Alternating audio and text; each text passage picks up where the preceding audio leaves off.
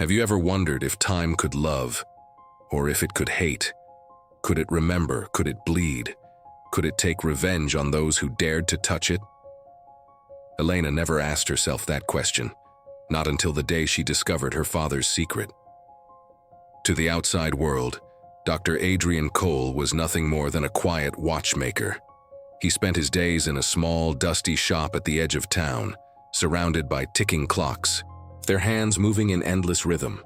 To neighbors, he was eccentric, maybe even a little sad, a man who lived in the past.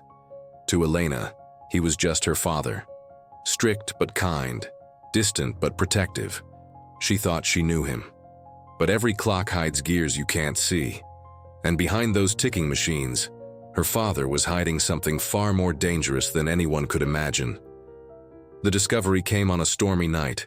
Rain battered the roof, thunder shook the windows, and the power went out. Elena, now 22, searched for candles in the shop's back room. That was when she noticed the locked door, a door her father had forbidden her to open her entire life. "Some things are too fragile," he always said. "Promise me you'll never go in." But promises are fragile too. Lightning flashed, and for a second she saw the key lying on his desk, as though fate had placed it there just for her. Her heart raced, her hand trembled, but temptation whispered louder than fear. She unlocked the door. Inside was not a storage room, as she'd always believed, but a hidden chamber. At its center stood a colossal clock unlike anything she had ever seen. It was as tall as the ceiling, its gears moving in ways that seemed impossible, folding over each other like reflections in broken glass. Strange blue light pulsed through its core, illuminating shelves stacked with journals, notebooks, scraps of paper covered in formulas and warnings. On the walls, symbols glowed faintly, as if etched into the stone by something not entirely human. She approached the journals, her fingers brushing over pages filled with desperate handwriting. Again and again, her father had written the same sentence: "Time always takes back what you steal." Her heart pounded louder with every word. The room vibrated, the air itself humming with energy. And then the door creaked open behind her. "Elena?" Her father's voice was hoarse, terrified. He stood in the doorway, his face pale as though he had seen a ghost.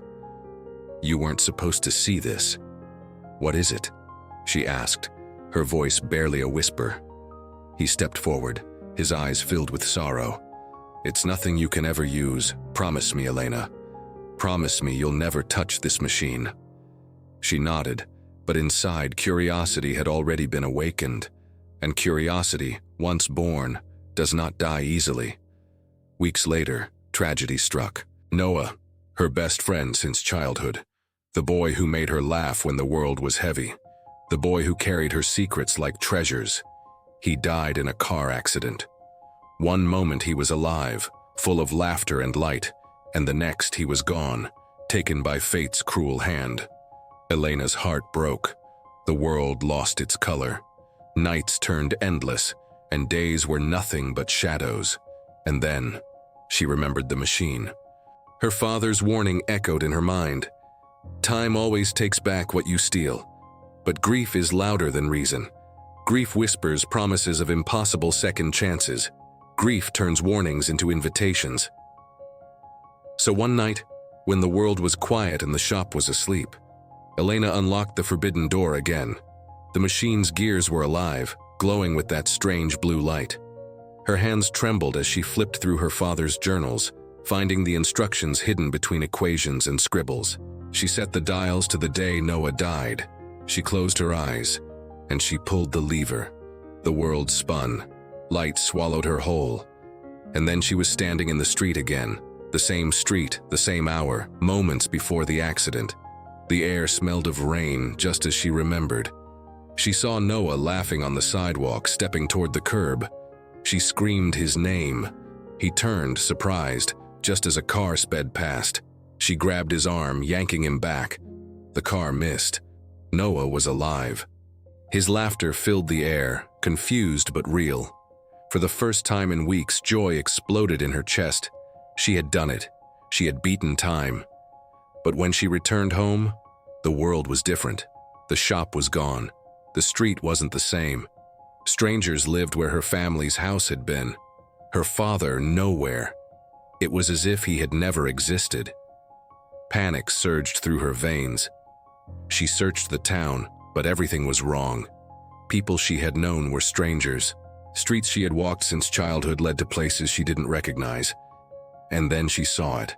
A note pinned to a lamppost, written in her father's handwriting. "I warned you. Every second stolen creates a debt. Time will collect." Noah appeared beside her, confused, his eyes wide with questions she couldn't answer. He was alive, but the world was unraveling. Lights flickered overhead. People glitched, repeating movements like broken film. The air itself seemed unstable, like reality was tearing at the seams. Desperate, Elena returned to the journals she had taken.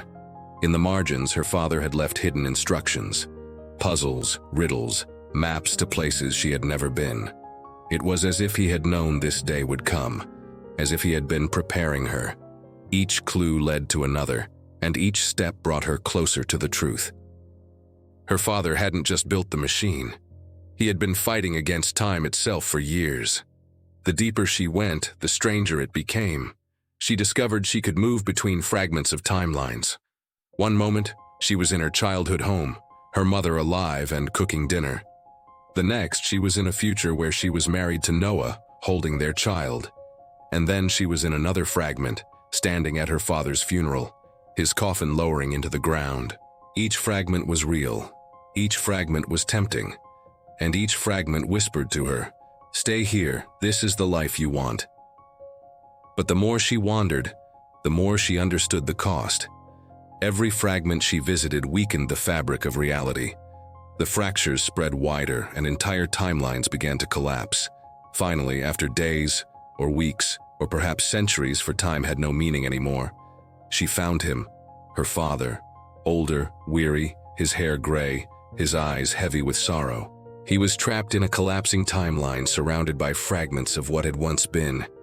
"Elena," he said, his voice shaking, "I've tried to stop this. I've tried to stop you, but you wouldn't listen. And now you must choose.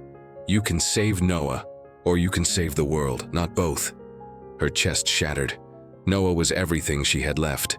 The thought of losing him again was unbearable.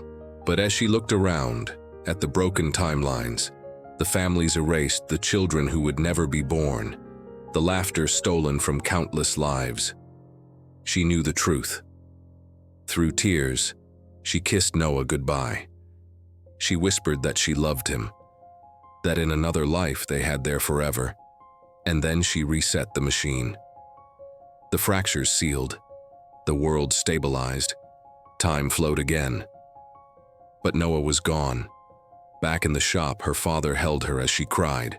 The machine ticked softly in the background, patient, waiting, whispering. Elena begged him to destroy it, he promised, but deep down she knew the truth. Time is never destroyed. It waits, it tempts, it loves, it hates. And someday, when grief becomes too heavy, when the weight of loss becomes too much to bear, she might return to it, because love makes liars of us all, and time always takes back what you steal.